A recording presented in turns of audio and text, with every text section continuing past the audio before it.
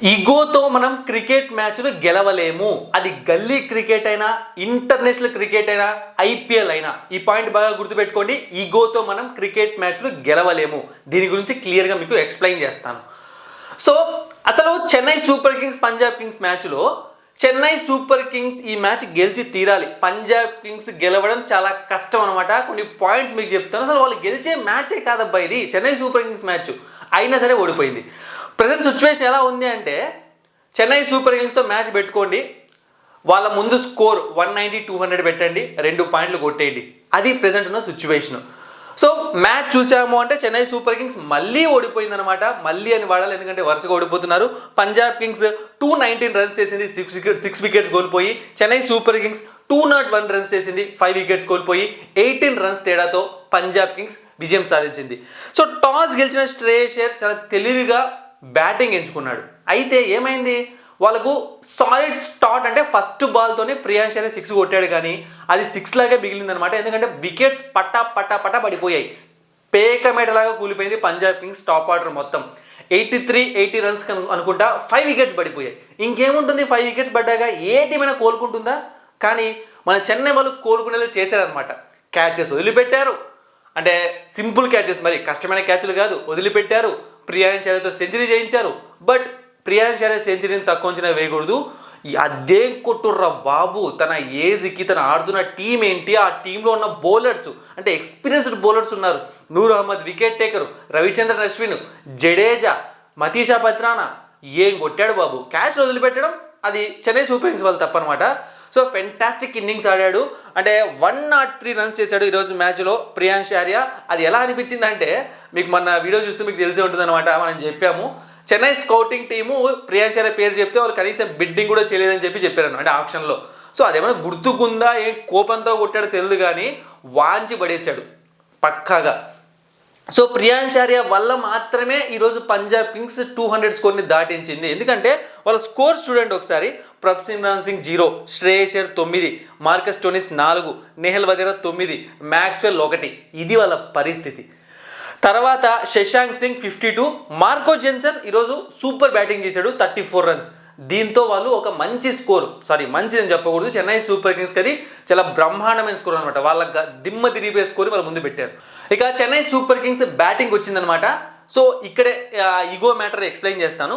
రుతురాజ్ గైక్వాడ్ ఓపెనింగ్కి వస్తాడని చెప్పి ప్రతి ఒక్కరు అనుకున్నారు, రావాలి కూడా, కానీ రాలేదు. అంటే నాకు తెలిసినంతవరకు ఇది చెన్నై సూపర్ కింగ్స్ మేనేజ్మెంట్ దీన్ని ఈగోకి తీసుకుంటుందేమో అనిపిస్తుంది. ఎందుకంటే వాళ్ళు బ్యాక్ టు బ్యాక్ మ్యాచెస్ ఓడిపోతున్నారు. ఫస్ట్ మ్యాచ్ నుంచి ప్రతి ఒక్కరు, నేను మీరో కాదనమాట, చెన్నై సూపర్ కింగ్స్ ఫ్యాన్స్ కూడా చెప్తున్నది ఒకటే, రుతురాజ్ గైక్వాడ్తో ఓపెనింగ్ చేయించాలి అని చెప్పి. సో ఇప్పుడు వాళ్ళు ఓపెనింగ్ చేయిస్తే అది తప్పు నిర్ణయం, ఇన్ని రోజులు వాళ్ళు తీసుకునే డెసిషన్ అవుతుంది అనమాట. ఎందుకంటే స్ట్రాటజీస్కి పెట్టింది పేరు కదా.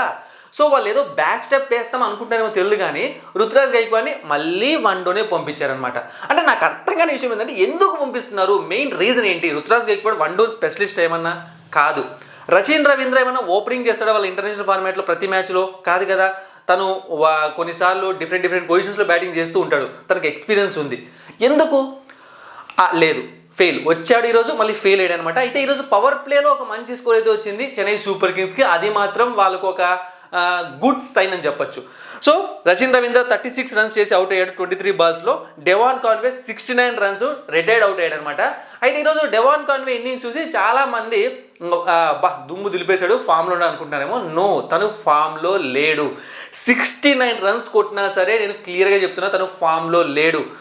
ఇదే అనమాట చెప్పింది. ఇది చెన్నై సూపర్ కింగ్స్ గెలవాల్సిన మ్యాచ్. స్టార్టింగ్లో చెప్పేది ఎందుకు తెలుసా, ఎన్ని ఛాన్స్ వచ్చాయి తెలుసా డెవాన్ కాన్వేకి మాత్రమే కాదు, చెన్నై సూపర్ కింగ్స్ ప్లేయర్స్ అందరికీ రన్అట్లు మిస్ అయ్యాయి, కానీ కొట్టలేకపోయారు. డెవాన్ కాన్వే లాస్ట్కి ఆడలేక బయటకు వెళ్ళిపోయాడంటే మీరు అర్థం చేసుకోండి, తనకి ఫిట్నెస్ ఇష్యూస్ లేవు, తనకు కనెక్ట్ అవ్వట్లేదు షాట్స్. ఆ క్యాచెస్ అవన్నీ మిస్ చేయడం వల్ల ఏదో 2-3 షాట్లు కనెక్ట్ అయ్యి బాగా ఆడాడు, కానీ తను పూర్తి ఫామ్లో లేడు. ఇది నిజం అనమాట, ఇది పరిస్థితి. ఇక శివం దుబే 27 బాల్స్ 42. ఇక తర్వాత ధోని. సో ధోని 27 రన్స్ ఒక మంచి క్యామియో చూపించాడు 225 స్ట్రైక్ రేట్తో.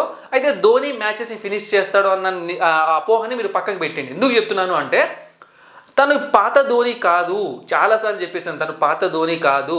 క్యామియోస్ మాత్రమే వస్తాయి, మ్యాచెస్ని ఫినిష్ చేసే అంత ఫిట్నెస్ ధోని దగ్గర ఇప్పుడు లేదు, సో వదిలిపెట్టేసాడు. ఇక జడేజా ఫినిష్ చేస్తాడా? ఇంపాసిబుల్. ఇంకెవరున్నా ఫినిష్ చేయడానికి?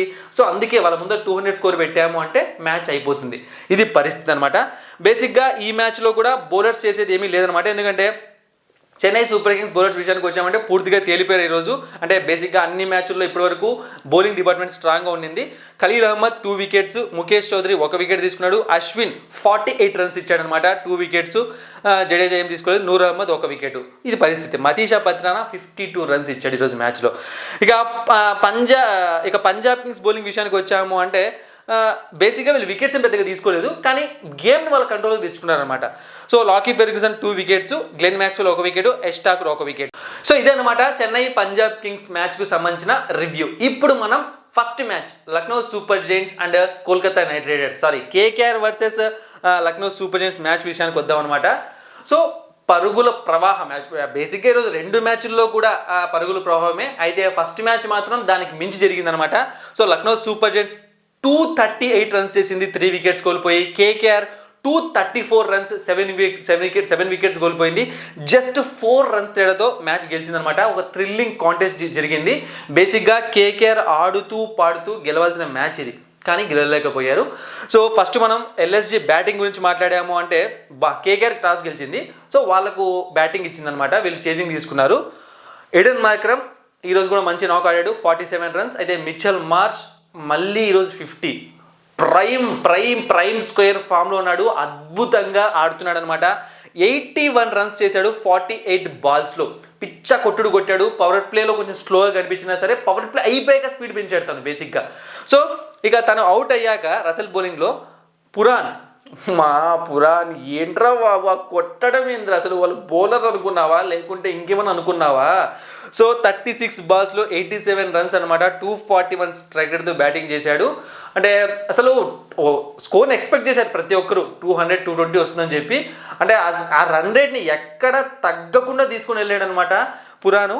ఇక అంతే, ఎవరు ఆడలేదు, ఈ ముగ్గురు ఆడిండే స్కోర్ ఏదంతా. సో తర్వాత వచ్చిన వాళ్ళు 6 4 అంతే కొట్టిండేది. David Miller 6, Abdul Samad 6, David Miller 4. So ఇక ఎవరు కేకేఆర్ బౌలర్స్ అయితే జస్ట్ ప్రేక్షక పాత్ర వహించడం అంటారు కదా, అలా వహించారనమాట. హర్షిత్ రాణాకు 2 వికెట్స్ పడ్డాయి, రసెల్కి 1 వికెట్. ఇక ఈరోజు నరైన్ లేదు, ఎవరు లేరు, అందరినీ కొట్టడమే, వాంచి పక్కన పెట్టేశారు అనమాట. ఇది పరిస్థితి. ఇక తర్వాత కేకేఆర్ బ్యాటింగ్ వచ్చింది, దీనికి మించిన బ్యాటింగ్ వాళ్ళు చేశారు. బేసిక్గా ఎల్ఎస్జి వాళ్ళు స్టార్టింగ్ కొంచెం స్లోగా ఆడి తర్వాత స్పీడ్ పెంచితే ఫస్ట్ నుంచి ఒకటే స్పీడ్ అందుకున్నారు. పవర్ ప్లేలోనే ఇంకా కేకేఆర్ తప్ప ఈ మ్యాచ్ ఎల్ఎస్జి ఏం చేసినా గెలవలేదు అన్న స్టేజ్కి వచ్చేసింది అనమాట.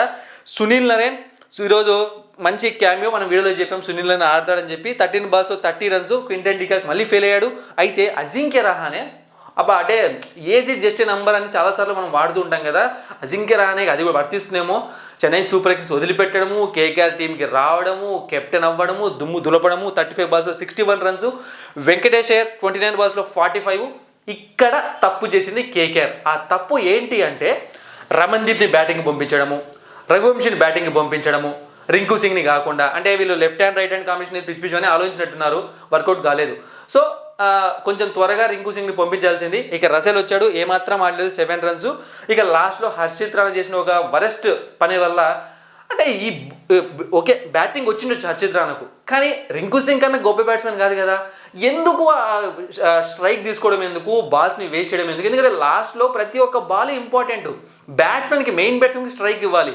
సో రింకు సింగ్కి స్ట్రైక్ ఇవ్వకుండా హర్షిత్ రాణా తప్పు చేశాడు. బట్ రింకు సింగ్ ట్రై చేశాడు, 15 బాల్స్లో 38 రన్స్, బట్ 4 రన్స్ తేడాతో కేకేఆర్ మ్యాచ్ ఓడిపోయింది. సో మనం లక్నో సూపర్ జైంట్స్ బౌలింగ్ విషయానికి వచ్చామంటే Akash Deep 2 wickets, Shardul Thakur 2 wickets, Avesh Khan 1 wicket, Digvesh Singh 1 wicket, Ravi Bishnoi 1 wicket. ఇక లక్నో సూపర్ జైంట్స్ బౌలింగ్లో దిగ్వేష్ రది వల్లే ఈ మ్యాచ్ లక్నో సూపర్ జైంట్స్ గెలిచిందనమాట. ఎందుకు అంటే ఒకనొక ఓవర్లో లాస్ట్ మూమెంట్లో తను ఫెంటాస్టిక్గా బౌలింగ్ చేశాడు. ఇదనమాట ఫస్ట్ మ్యాచ్కి సంబంధించిన పూర్తి review. Thank you for watching and supporting me.